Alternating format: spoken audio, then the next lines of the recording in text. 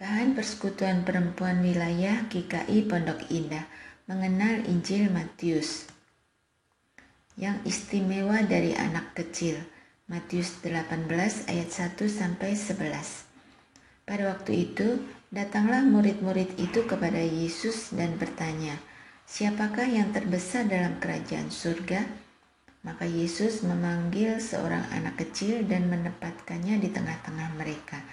Lalu berkata, "Aku berkata kepadamu, sesungguhnya jika kamu tidak bertobat dan menjadi seperti anak kecil ini, kamu tidak akan masuk ke dalam kerajaan surga. Sedangkan barang siapa merendahkan diri dan menjadi seperti anak kecil ini, dialah yang terbesar dalam kerajaan surga. Dan barang siapa menyambut seorang anak seperti ini dalam namaku, ia menyambut aku. Tetapi barang siapa menyesatkan salah satu dari anak-anak kecil ini yang percaya kepadaku, lebih baik baginya jika sebuah batu kilangan diikatkan pada lehernya, lalu ia ditenggelamkan ke dalam laut. Celakalah dunia dengan segala penyesatannya. Memang penyesatan harus ada, tetapi celakalah orang yang mengadakannya. Jika tanganmu atau kakimu menyesatkan engkau, penggalah dan buanglah itu, karena lebih baik bagimu masuk ke dalam hidup dengan tangan kudung atau timpang daripada dengan utuh kedua tangan dan kedua kakimu dicampakkan ke dalam api kekal. Dan jika matamu menyesatkan engkau, cungkilah dan buanglah itu, karena lebih baik bagimu masuk ke dalam hidup dengan bermata satu daripada dicampakkan ke dalam api neraka dengan bermata dua. Ingatlah, jangan menganggap rendah seorang dari anak-anak kecil ini, karena aku berkata kepadamu, ada malaikat mereka di surga yang selalu memandang wajah Bapakku yang di surga, karena anak manusia datang untuk menyelamatkan yang hilang.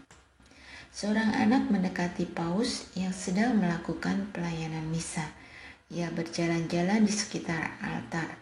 Ia kemudian duduk di kursi paus ketika paus berdiri dan berkhotbah. Apa yang dilakukan paus? Mengusir anak kecil ini? Ternyata tidak. Dia membuka ruang dan membiarkan anak-anak datang menikmati ibadah dengan caranya. Saya melihat kejadian ini berlangsung berkali-kali dalam kesempatan yang berbeda. Bagaimana sikap kita terhadap anak-anak? Kita seringkali menganggap mereka sebelah mata, merepotkan dan mengganggu terutama di dalam ibadah. Tentulah kita sulit berkonsentrasi beribadah di tengah teriakan dan anak-anak yang berlari membuat keributan.